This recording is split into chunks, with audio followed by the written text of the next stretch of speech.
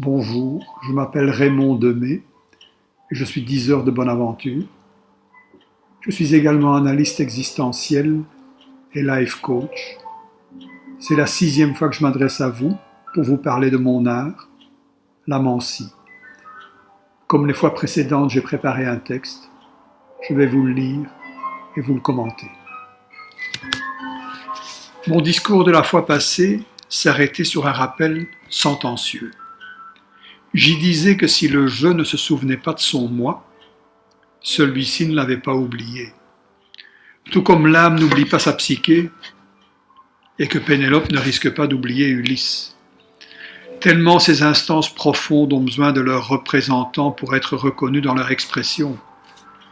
À défaut de quoi, elles s'expriment de manière indirecte par la sublimation, le plus merveilleux des contacts avec son âme, par la socialisation, ce qui peut s'avérer fort gênant par moments, ou par la somatisation, ce qui parfois est franchement dangereux. Dès lors, le moment me semble venu pour parler davantage de l'âme, du moi, de Pénélope. En me réécoutant, je me suis entendu dire que l'âme fait partie du corps. J'y ajouterai maintenant que le corps fait partie de l'âme, qu'il n'y a pour ainsi dire pas de différence entre les deux.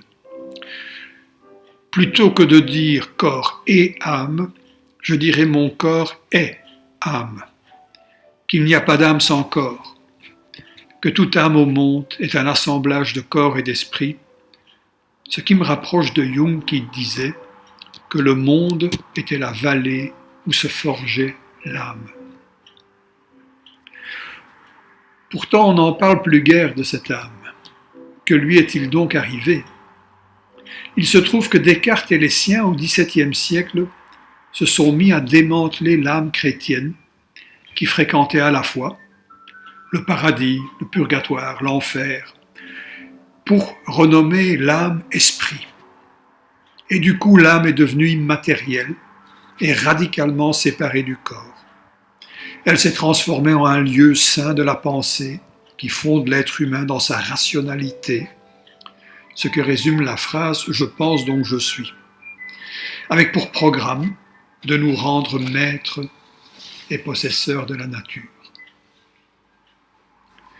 Et force nous est de constater qu'au bout de 300 ans, nous voilà arrivés au bout de cette tentative. À mon avis, l'écologie en a sonné le glas. Certes, nous maîtrisons certains aspects de cette nature.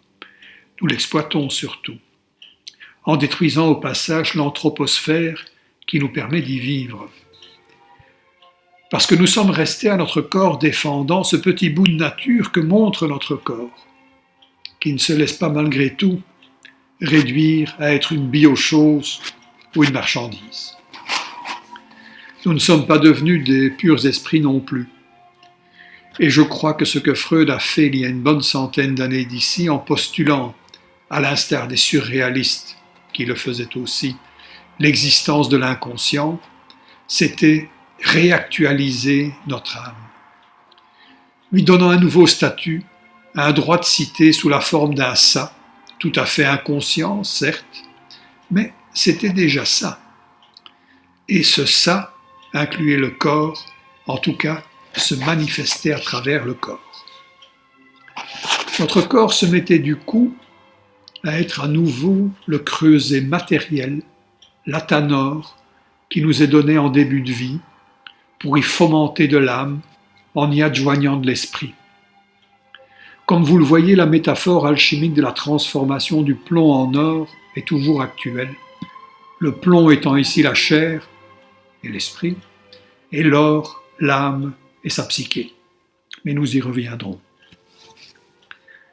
Cet inconscient qui nous ramène la chair à l'esprit et trouble ce dernier, car le processus de fabrication de notre âme qui prend toute une vie est franchement troublant, cet inconscient donc, est l'œuvre d'un grand mancien, de ce grand diseur de bonne aventure qu'était Freud. Il nous dit que notre corps est animé de pulsions, de passions, de libido, de force de vie. Bergson, un philosophe contemporain de Freud, en parlait également. Il appelait ça l'élan vital. Puis, Freud fit un pas décisif, un pas de plus, un élan qui lui sera durement reproché. Il osera prétendre que cette libido est de nature quasi exclusivement sexuelle, de cette sexualité qui se manifeste déjà à la naissance et qui n'est donc pas là uniquement au service de la reproduction. Freud dit d'une certaine manière merde à Darwin. Eh oui. Et du coup, se justifiera pour nous l'usage que nous ferons par la suite de la métaphore tantrique avec sa kundalini et ses chakras pour interpréter les liens entre énergie vitale et sexualité. Mais ça, également, c'est pour plus tard.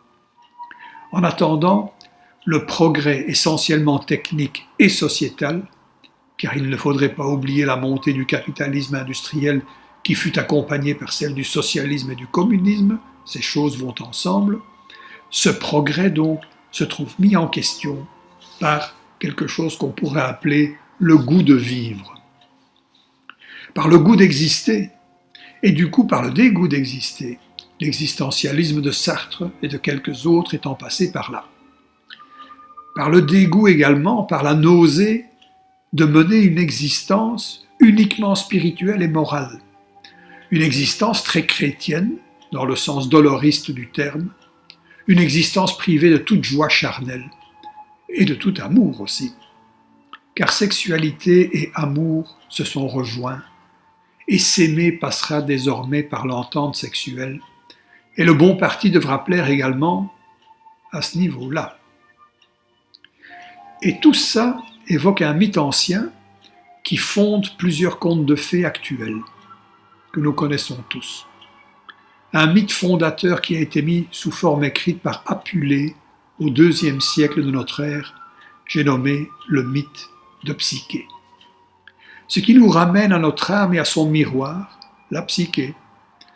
Un psychologue jungien, Hillman, a même suggéré récemment de faire de ce mythe celui du XXIe siècle, en remplacement de l'Oedipe tragique et plutôt machiste qu'avait proposé Freud, confirmant par là l'hypothèse pansexualiste de Freud, tout est sexuel, et confirmant aussi que l'amour est quelque chose dont il faudra tenir compte de plus en plus.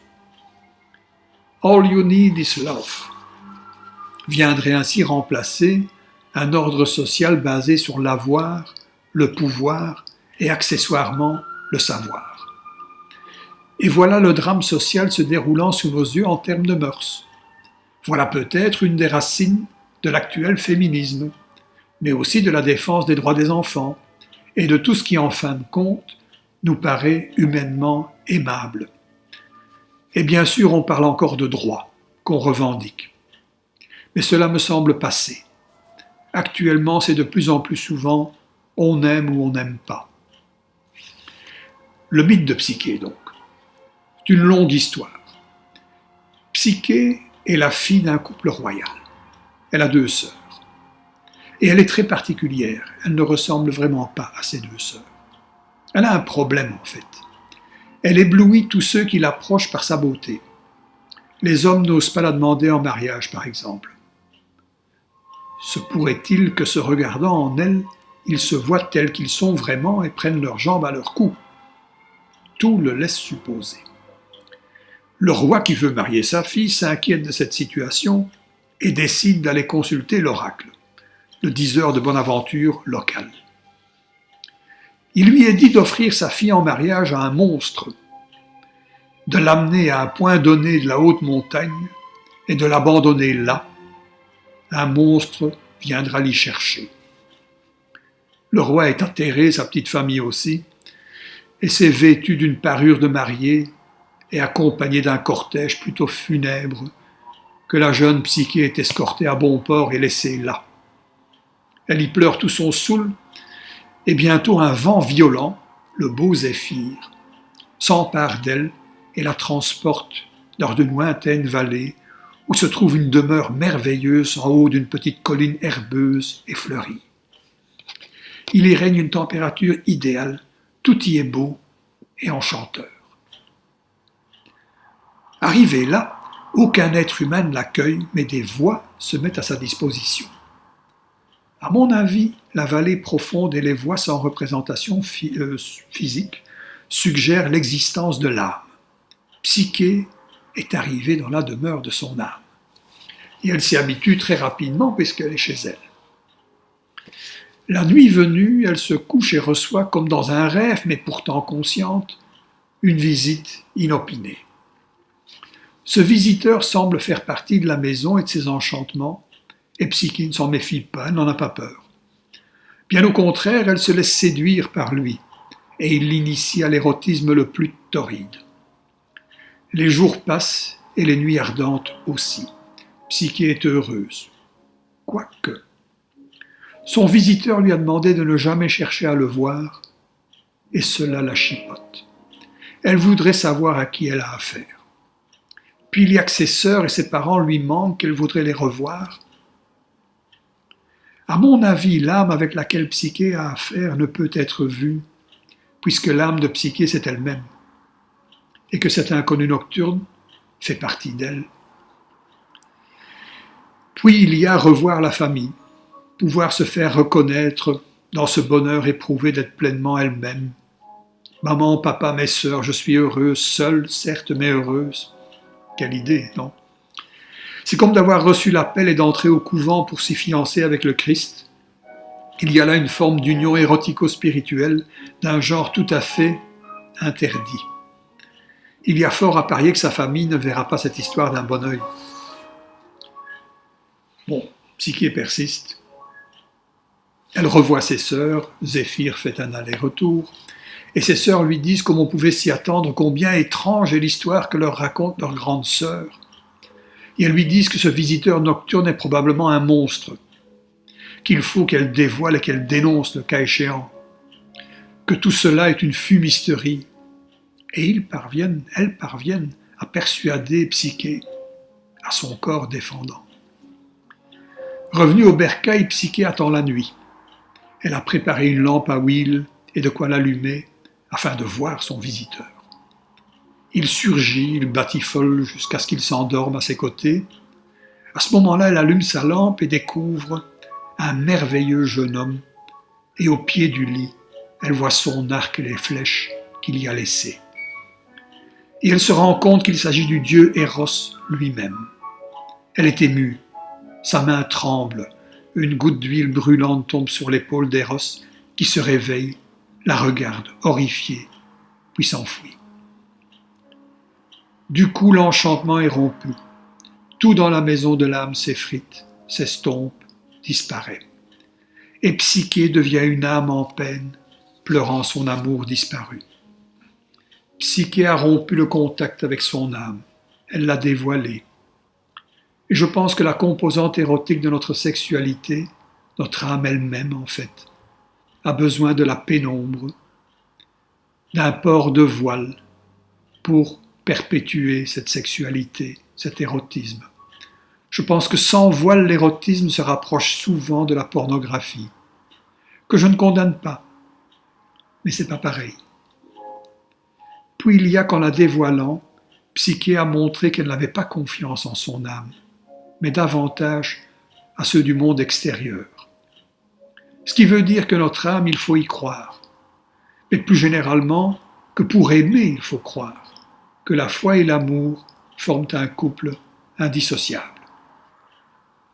Ce voile important, on le retrouvera dans les contes de Mille et une nuits, où Scheherazade va se tenir voilée derrière des histoires qu'elle racontera à son prince, chaque nuit.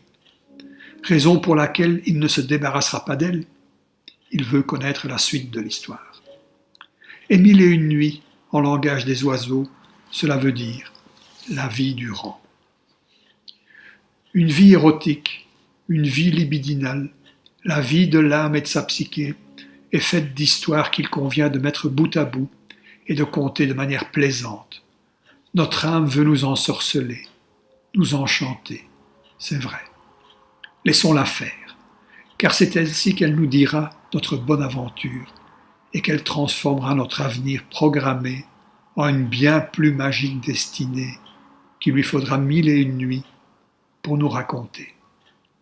Et que fait d'autre le diseur de bonne aventure, sinon entretenir ce feu divin cet élan vital, cette libido que permet le dire d'une bonne aventure à son client inquiet quand vient la nuit. Hasta la próxima.